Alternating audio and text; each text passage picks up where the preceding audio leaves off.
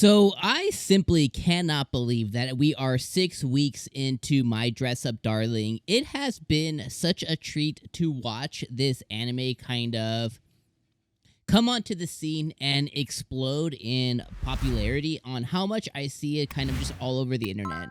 I spend a lot of time, offline, like on Twitter and stuff, and I see My Dress Up Darling right in the weekends really come up a lot, and a lot of positivity kind of really out there about this anime. And you love to see it because that means like you have like a whole community that is really gathering around, one anime that really deserves kind of the notoriety and really deserves the spotlight. And a lot of times, the spotlight is there probably for, the way that the main character, the main character, I guess, is Gojo, but, obviously our main girl here is MARIN, right? And obviously a lot of people like the way that she's designed and the way she looks, and for a ton of right and correct reasons. But regardless of the fact of why they're getting the notoriety, it still ends up pushing the popularity of the anime. And you get a lot of people who end up saying, hey, I'm going to go and give this anime a chance. I'm going to go watch it. And when they get there, they're going to find something that's really special. You have like this romantic comedy with slice of life elements and with a really, really cool spin on this genre, right? And I love when anime come onto the scene and do something special. Last year, I really felt that Horimiya did something really special that I hadn't seen before, which was really kind of like be in the fast lane with the romanticness. And because typically, you get the rom-coms that by episode 12 they've held pinkies or something. And this one does something a little bit different too, as we're now 6 episodes in, and there's a lot to unpack for this episode, but we're 6 episodes in, and MARIN has officially fallen in love. Like, she admitted at this episode that she's head over heels for Gojo, and I've been calling it since like episode 2 that MARIN's gonna be the first one to fall in love here, and because obviously Gojo is, A, he's been friendless forever, B, he's happy to finally have a friend. He's happy to have somebody to share his interests with, who will listen to him and, be somebody who can reciprocate what he can give back to him.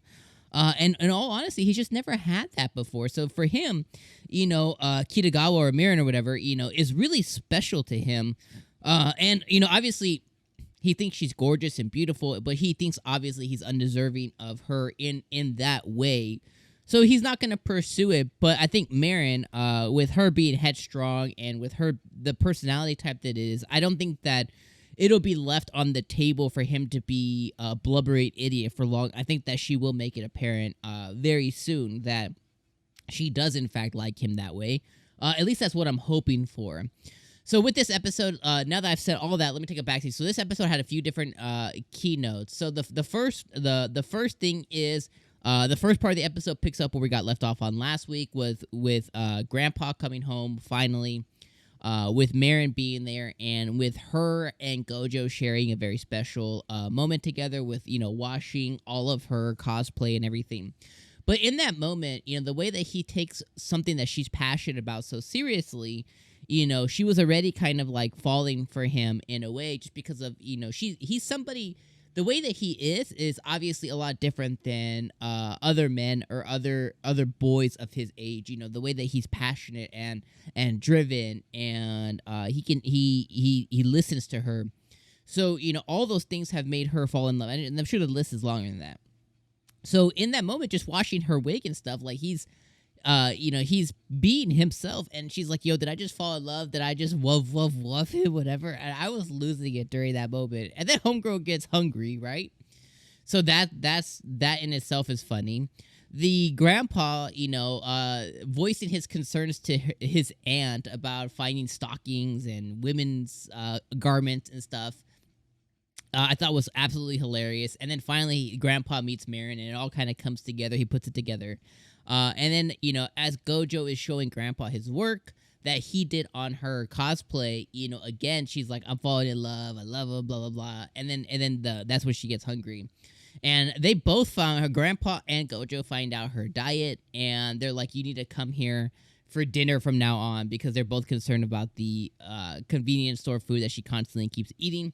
So just with that alone, with Grandpa inviting her into his home, with Gojo saying like, yeah, you need to come eat here, even I'm concerned for you, that means their relationship's going to get closer because she's going to be there more often. And then we found out that, she doesn't have her parents in a sense.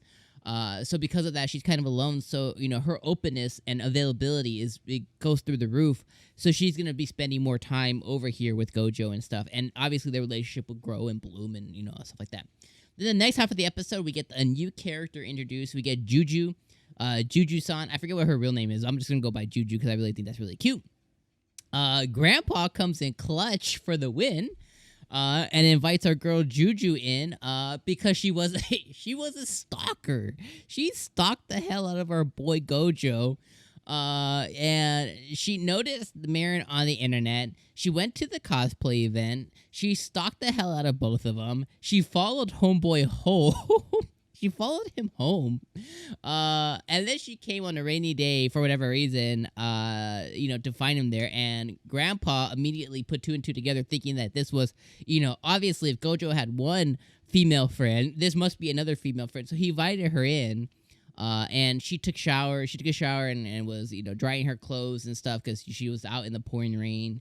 And Gojo, being the investigator that he is, he was like, "Yo, I don't have any friends."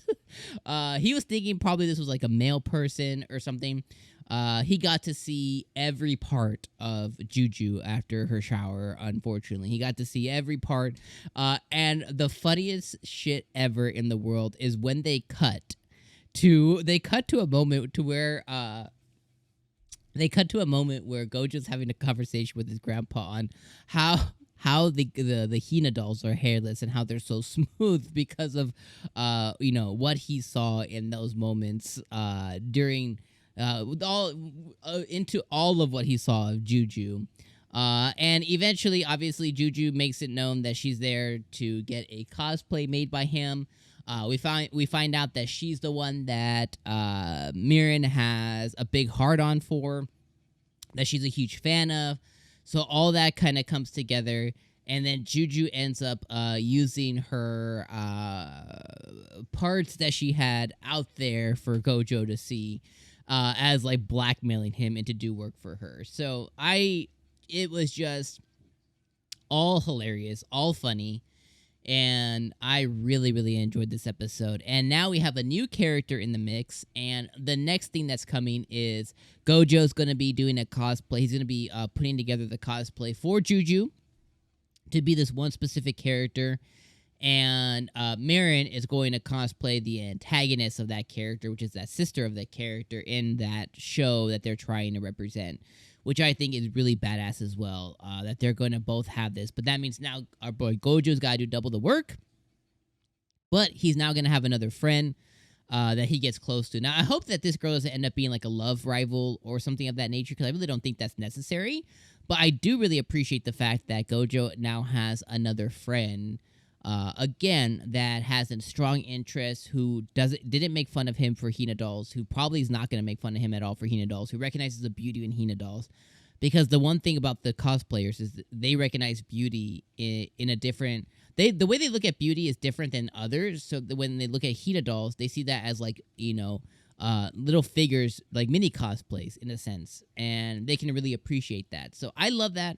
And I love that Gojo is now going to have somebody else to just be friends with, and be able to share things with.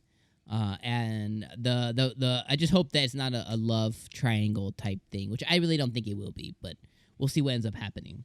But regardless, as you can tell, I love this anime. I love this episode. I love JUJU. JUJU is really, really, really cute. I think she's really, really cute. I love that she's also older than both of them. She's a second year in high school, yet she's she's petite and could be confused for elementary or middle schooler.